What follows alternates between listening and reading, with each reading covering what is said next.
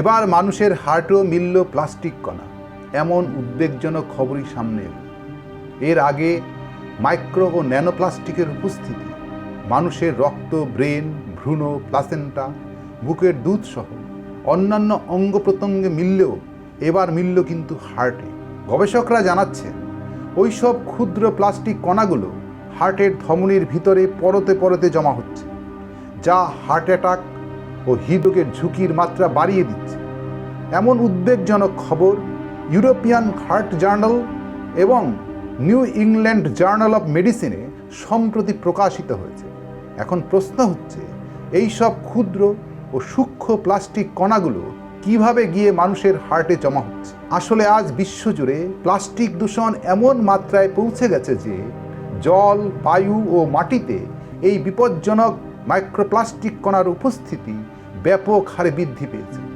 এক কথায় ভগবানের মতোই এই কণা সর্বত্র বিরাজ করছে, যা আজ জনস্বাস্থ্যের সামনে মস্ত বড় ঝুঁকির কারণ হিসেবে দেখা দিয়েছে। এই মাইক্রোপ্লাস্টিক অর্থাৎ ক্ষুদ্র প্লাস্টিকের কণাগুলোর আকার হচ্ছে 5 মিলিমিটারেরও ছোট এবং যা আমাদের পরিবেশের প্লাস্টিক বর্জ্য ভেঙে গিয়ে তৈরি হচ্ছে। সাম্প্রতিক গবেষণা বলছে দূষিত সামুদ্রিক খাবারের মাধ্যমে মানুষের শরীরে ক্রমাগত প্রবেশ করছে এই মাইক্রোপ্লাস্টিক। এমনকি মাইক্রোপ্লাস্টিকগুলো কলের জল, বোতলজাত জল, এমনকি বিয়ারের বোতলও মিলছে, পাওয়া যাচ্ছে চিনি ও লবণের মধ্যেও।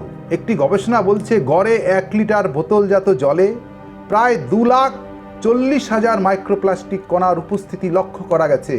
আবার যারা বেশি ধূমপান করেন তাদের শরীরেও ন্যানোপ্লাস্টিক ঢুকছে সিগারেটের ফিল্টার থেকে।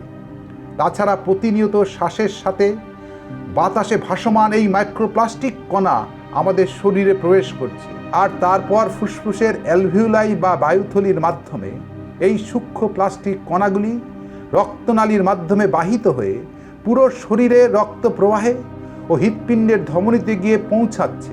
রক্তনালীর দেয়ালে যে চর্বি বা কোলেস্টেরল জমে, যাকে বলা হয় প্ল্যাক, প্লাস্টিক কণাগুলো সেই চর্বির ভিতরে গিয়ে জমা হচ্ছে, আর তার ফলে সেখানে শুরু হয় তীব্র প্রদাহ। এই প্রদাহ যদি দীর্ঘস্থায়ী হয় তাহলে রক্তনালীর ভিতরে ব্লকেজ তৈরি হয় বা রক্তনালীর দেয়ালে ক্ষত সৃষ্টি হয়, ধমনী শক্ত হয়ে সংকুচিত হতে থাকে এবং রক্ত জমাট বাঁধতে শুরু করে।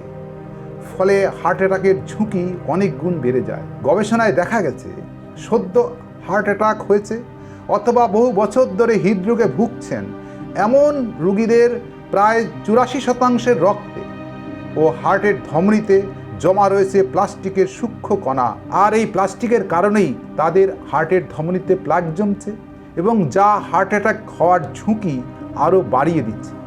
এখন প্রশ্ন হচ্ছে, এই ভয়াবহ প্লাস্টিক দূষণের হাত থেকে নিস্তার পাওয়ার উপায় কী? বিশেষজ্ঞরা বলছেন প্লাস্টিক দূষণ থেকে নিস্তার পাওয়ার রাস্তা একটাই, তা হচ্ছে প্লাস্টিক উৎপাদন ও ব্যবহারে উল্লেখযোগ্যভাবে হ্রাস টানা। কিন্তু হ্রাস টানা তো দূরের কথা, বিশ্বজুড়ে উত্তরোত্তর প্লাস্টিকের উৎপাদন ও ব্যবহার বেড়েই চলেছে। 1950 সালে বিশ্বে প্লাস্টিক উৎপাদনের পরিমাণ ছিল মাত্র 2 মিলিয়ন টন। 2000 থেকে 2019 সালের মধ্যে এই 19 বছরে বিশ্বব্যাপী প্লাস্টিক উৎপাদন হয়েছে দ্বিগুণ। বর্তমানে ওই উৎপাদনের পরিমাণ দাঁড়িয়েছে 450 মিলিয়ন টনে। ফলে প্রশ্ন উঠছে, তাহলে এই বেলাগাম প্লাস্টিক উৎপাদন নিয়ন্ত্রণ করা সম্ভব কী করে? পরিবেশবিদ ও অর্থনীতিবিদদের একাংশ মনে করেন সার্কুলার ইকোনমি হচ্ছে এর একমাত্র সমাধান। প্রস্তাবিত এই চক্রাকার অর্থব্যবস্থা বা সার্কুলার ইকোনমি এমন একটা অর্থব্যবস্থা যেখানে কোনো উৎপাদিত পণ্যের উপজাত পদার্থ অন্য পণ্যের উৎপাদনের ক্ষেত্রে অন্যতম উপকরণ হিসাবে কাজ করবে, যাকে বলা হচ্ছে জিরো ওয়েস্ট উৎপাদন ব্যবস্থা। অর্থাৎ যে পরিকল্পিত উৎপাদন ব্যবস্থায় কোনো কিছুই সরাসরি বর্জ্যে পরিণত হবে না। কিন্তু বর্তমানে বিশ্বে যে পুঁজিবাদী ও সাম্রাজ্যবাদী অর্থব্যবস্থা কায়েম হয়ে আছে, যার উৎপাদন উদ্দেশ্য কিন্তু মানব কল্যাণ বা দূষণমুক্ত পৃথিবী গড়ে তোলা নয়, বরং এই অর্থব্যবস্থার উৎপাদনের একমাত্র উদ্দেশ্য হচ্ছে সংস্থা বা ব্যক্তির সর্বোচ্চ মুনাফা সুনিশ্চিত করা। ফলে এটা পরিষ্কার যে এই ভোগবাদী ও মুনাফা সর্বস্ব পুঁজিবাদী অর্থব্যবস্থা সার্কুলার ইকোনমির ঠিক বিপরীত মেরুতেই অবস্থান করছে। আর সেই কারণেই পরিবেশবিদদের একাংশ প্রশ্ন তুলছেন, আজকের দিনের পুঁজিবাদী অর্থব্যবস্থা বাঁচিয়ে রেখে প্লাস্টিক দূষণমুক্ত বিশ্বের ভাবনা কি একটা অলীক কল্পনা মাত্র? এই নিয়ে আপনি কি মনে করছেন? আপনার মতামত অবশ্যই আমাদের কমেন্ট বক্সে লিখে জানান।